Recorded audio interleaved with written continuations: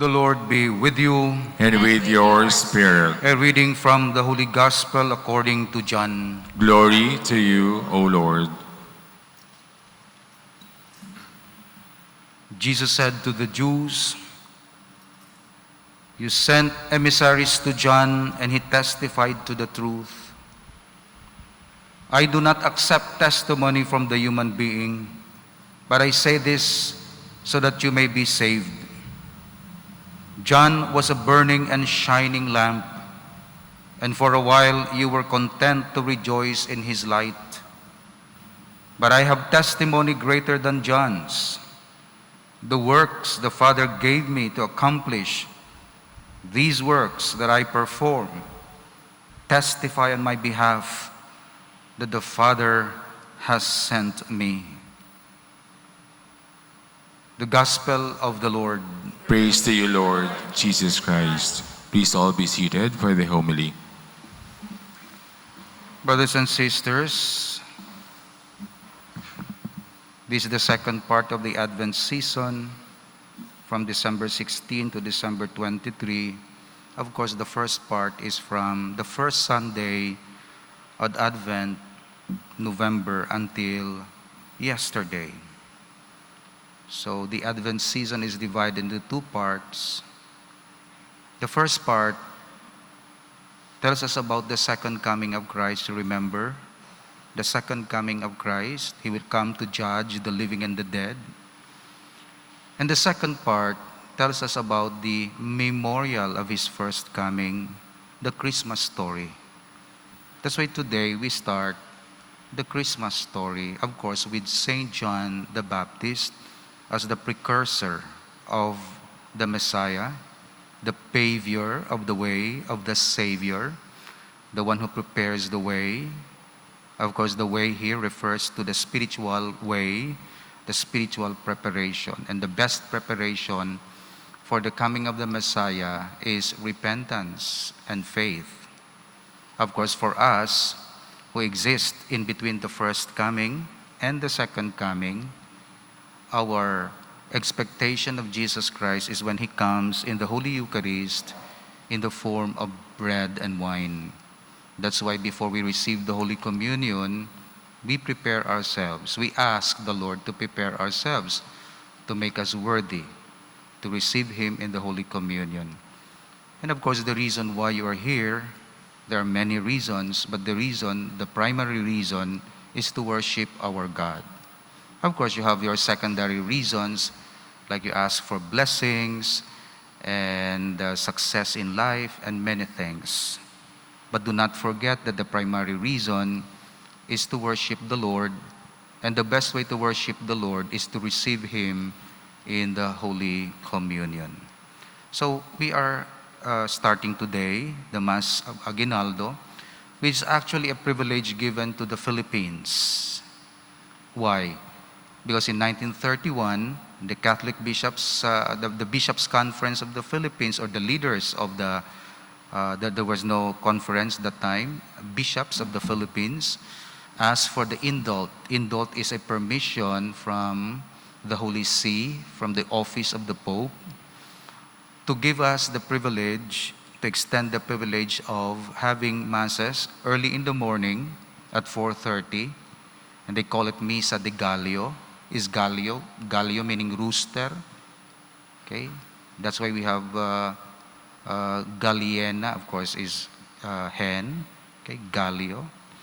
Ambot ko nung panawag nila sang bulang, hindi ba? May ginatawag ka mo da, related man sa Gallo.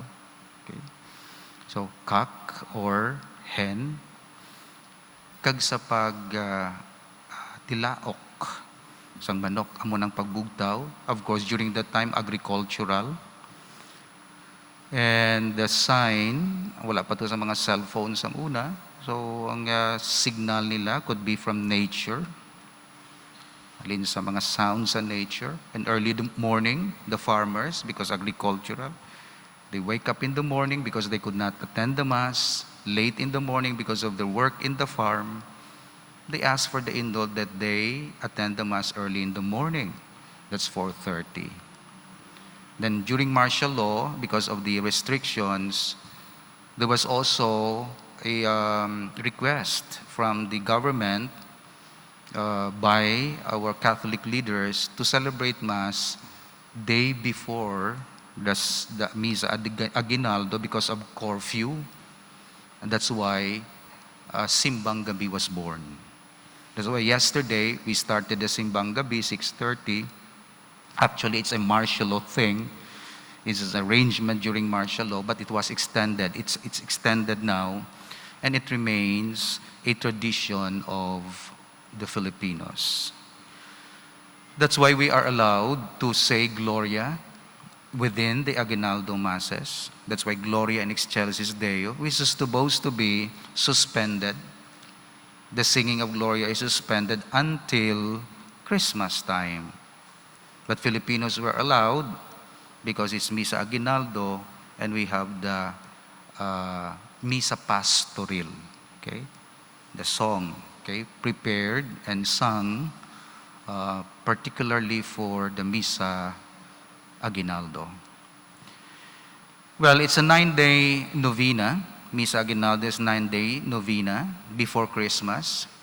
And novena is always, this novena is related to the Blessed Virgin Mary. So when you come here for Aguinaldo, it's actually a novena to the Blessed Virgin Mary, the Mother of Jesus. So don't forget to invoke her and her intercession, because that's the purpose.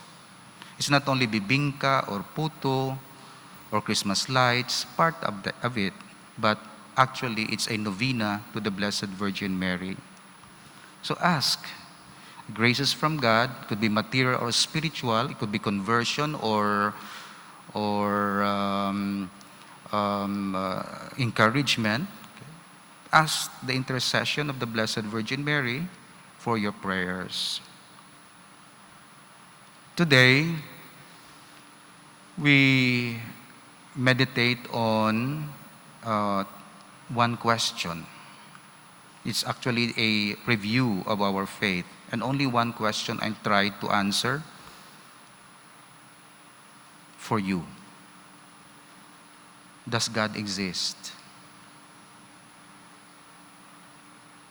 May Diyos gid balang kalibutan?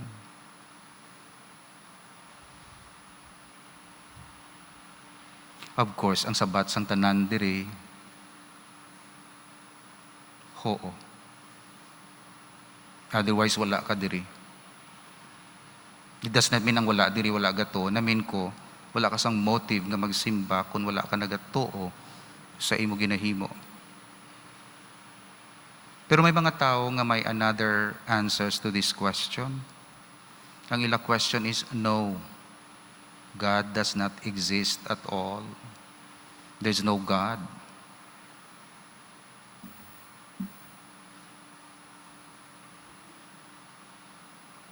Gani wala sang Dios sa ila balay. Wala sang Dios sa ila heart. Wala sang Dios sa ila consciousness. Kag wala sila nagasimba ka nagakilala sa Dios. Ang delikado kung wala ka sang Dios nga tuod-tuod, ang tendency sang tao i-replace siya ina nga Dios sang iban nga bagay. When we say Dios, ang imo priority sa kabuhi, ang number one nga naga-dictate kag naga-guide sa imo. Ang una mong ginapanumdum kung pagmata mo kag ulihi mo ginapanumdum kung gabi. Amo ng Dios mo. Ang ginaspend mong imo ang imo effort, time and treasure mo ng Dios. Di kung kaisa kung wala ka sang matudtuod nga Dios, ang Dios mo, imo balay, imo lawas ang imo Dios because you spend so much sa imo lawas o sa imo car. Gamay lang nga gas-gas, daw mapatay ka na, daw mamatay ka na tao. Kaya ginapaka-Diyos mo siya. Ginapakamahal mo siya. Kung ano dang imo ginakilala, nga importante sa kabuhi, nga willing ka mag-give up sang imo self, kag sa imo time, Even your relationship, give up mo. Di man si mama mo, papa mo, give up mo. Sa sinang ginalove mo na Diyos. So wala sang matudtuod nga Diyos sa sinang tao, kundi nag-create siya sa iya Diyos. Sa Katoliko, God created man. Sa iban nga tao, man created God. That's why sila nag-create sang ila Diyos. Kag makita ina sila behavior and the way they spend their time and money and effort. Pero kita, lain tungod hindi nga bugalon kita, kundi lain kay may misyon kita sa kalibutan. Believer kita sang Dios. Tudtuod nga Dios. May katatlo nga kategory sang tao sa sabat. Kung God exists, kag ila sabat is, I don't care. I do not care. Whether He exists or not, I do not care. Kag may mga tao nga muna, nya ano akong labot da, bahala ka mo da. Simba ka mo da, wala ko labot. Wow, ano man dahimuon niyo, prosesyon ka mo, simba, wala ko ya labot. I don't care at all. Tinatawag inang indifferentism, apatheism, officially, apatheism. Theism iya ang nagatuo sa Dios. Atheism ang wala gatuo sa Dios. Ang gatuo nga daw wala man, kung daw wala labot, apatheism. Tisang una damo gid ang theist gatuo sa Dios. Subong amat-amat na nga nagadamo ang apatheist.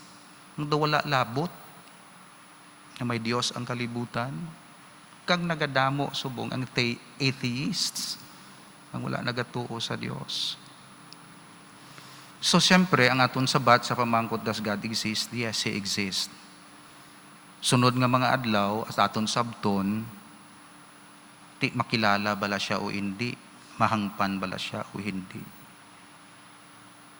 Lastly, mga utod, importante ang question of God sa aton kabuhi because it forms us and it dictates our priorities in life. Mambamuti nga may sermon mo Dios o kunano dira. Sa tudtuod, kung hindi mo na masabat nga question o masabat mo ina, depende ang imo kabuhi sa imo sabat. Depende. Politika mo, kung wala Dios, lain imo pagpadalagan. Kung may Dios ka, lain pagpadalagan mo sang politics. Negosyo mo, wala ka tuo sa Dios, lain.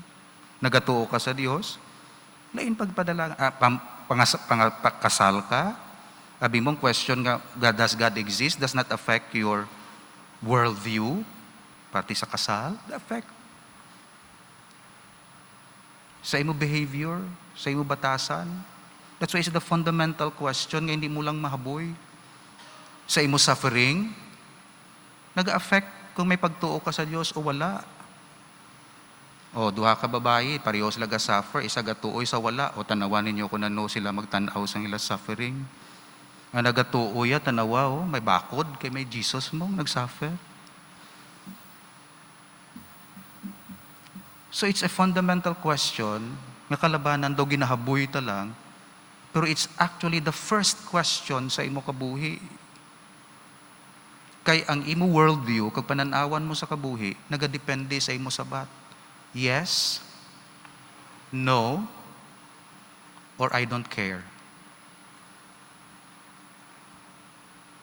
Pero kita yes, and we care. That's why ari kita diri sa pagsimba, kapag dayaw sa Dios. Kung kilalahon mo ang imo matudtod nga Dios, hindi ka ma-impoverish.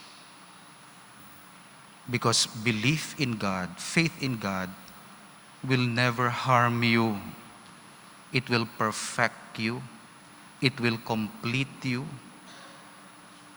It will lead you to fullness of your life.